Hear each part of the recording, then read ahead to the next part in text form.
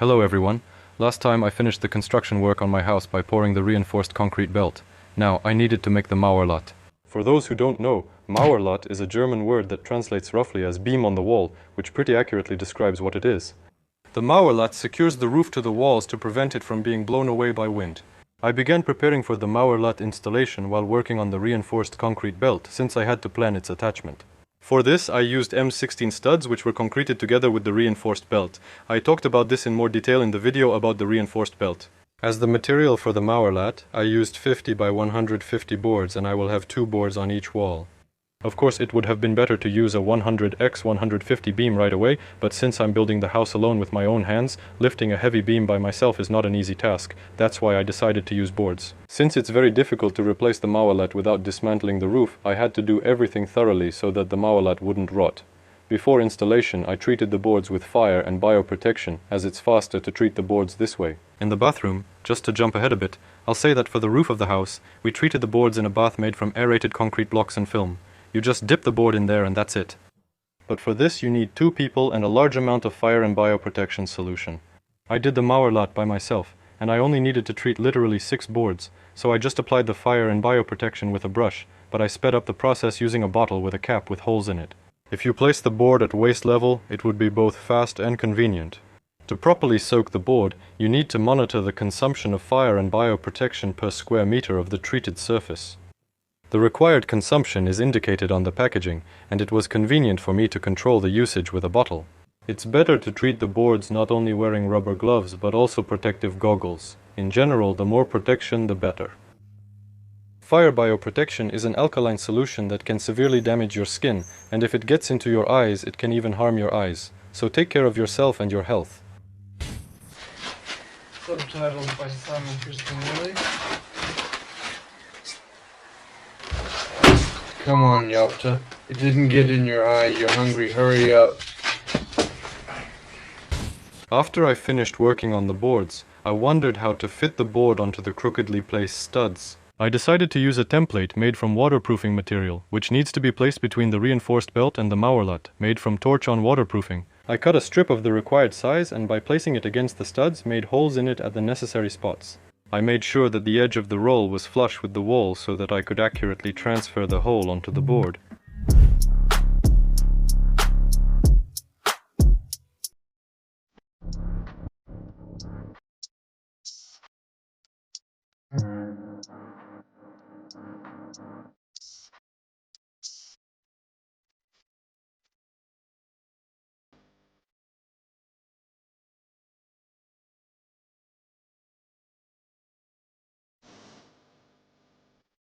Next, I rolled out this strip along the outer edge of the board, marked where the hole would be on the board, and used a 20mm spade bit to drill the hole. I didn't level the surface with extra mortar after pouring the reinforced belt. I don't see the point in doing that, because lumber varies a lot in size anyway, and there will still be a deviation of a couple of millimeters. Then I rolled out the waterproofing in its designated place and put a jute seal on top to prevent any gaps between the reinforced belt and the board. After that, I installed the board on top of the jute seal. With the first board, everything went relatively well. Using a mallet, the board fit into all the holes. But with the second board, on the other wall, one hole didn't line up, so I had to widen it a bit with a file. Using the waterproofing as a template wasn't a great idea. While using a template makes sense, the material's properties made it ineffective. The waterproofing heats up in the sun, it stretches, and the holes don't end up exactly where they need to be. Overall, I installed the first 2 boards without major issues, just adjusted one hole and used the mallet a bit harder on the second board. Then I chose a different approach. I placed the board with one edge right up against the studs and marked their positions. It turned out to be pretty easy and quick. Since I made the holes in the boards 4 mm larger than the diameter of the studs, this gap allowed me to compensate for any marking errors and later install the board without much difficulty. I see requests in the comments to talk about all the tools I use for building my house, and soon I'll make a separate video about that. Now, a few words about the screwdriver, because without a screwdriver you're like without hands when doing assembly work. It's the #1 tool in terms of how much it's used on the construction site. The walls of the house are over 6 meters, and I had to add another piece of board at the edges. I marked the hole on it by simply placing a piece of board in the right position and hitting it with a mallet. There was a dent where the hole needed to be made.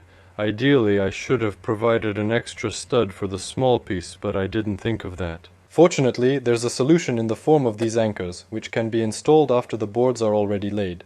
Because the boards were uneven, I put a bit of jute between the boards at the short end of the pair of the Mauerlat. The studs got a bit dirty with concrete, so I had to clean the threads. I did this using a screwdriver and an attachment, then screwed nuts with reinforced washers onto the studs. If you use thin studs, the stud itself will hold, but it's very easy to strip the threads on a thin stud, so it's better not to skimp on the stud diameter. I managed to tighten the M16 studs really well. I also nailed the boards together with 90mm nails, nailed the short pieces as well, and screwed in some self-tapping screws. In the future, I'll probably install another anchor in the gaps between the boards. It didn't work out, but I just got lucky with that. Actually, another mistake I made was that I ordered the boards not wide at all, so I didn't have much to choose from and couldn't pick straighter boards. For the Mauerlat and in general, it would be good to use jute for it, but dry, plant calibrated lumber, because a crooked Mauerlat can cause more problems later on. Difficulties in installing rafters are clearly shown by the geometry of the board. This board is 150 by 50, and this board is 150 by 50. And here we see this kind of situation, and this is how it all differs in thickness. I checked everything in the horizontal plane with a laser level, and it turned out pretty even, just plus or minus 2 to 3 millimeters. In the places where the rafters rest on the vertical plane and on the curved boards, the notches on some of the rafters ended up in the wrong spots. Nothing serious happened, everything can be fixed. It's just something that happens when building for the first time, showing how valuable experience is. Next time, I'll know how crooked boards can be, and a little afterword at the end. Because many people underestimate the importance of the reinforced belt, the wall plate, and in general this whole joint that connects the roof to the house structure. Because everything can be fine for 10 years. For example, I just flew to Krasnodar for a couple of days, and when I came back there was a tree lying on my house. And it was a birch tree, not some poplar or willow for example, but a birch. And in my experience as a father, it was like a hurricane, so it turns out that everything can be fine for 10 years and then one day it's just gone. The roof can blow off, leaving you not only without it but also without a home, as it may take half the walls too. If, for example, instead of attaching the spire to the ring beam, you anchor it to just 2 rows of blocks like people usually do, just hammering in some rebar or something, then the roof will get blown off along with the blocks. That's why it's better not to cut corners, but to make a proper ring beam and a proper wall plate. After the wall plate, you can start assembling the rafter system, which I'll talk about in the next video. If you have any questions, feel free to leave them in the comments. Subscribe to the channel so you don't miss the video about the roof. All the best, and see you next time.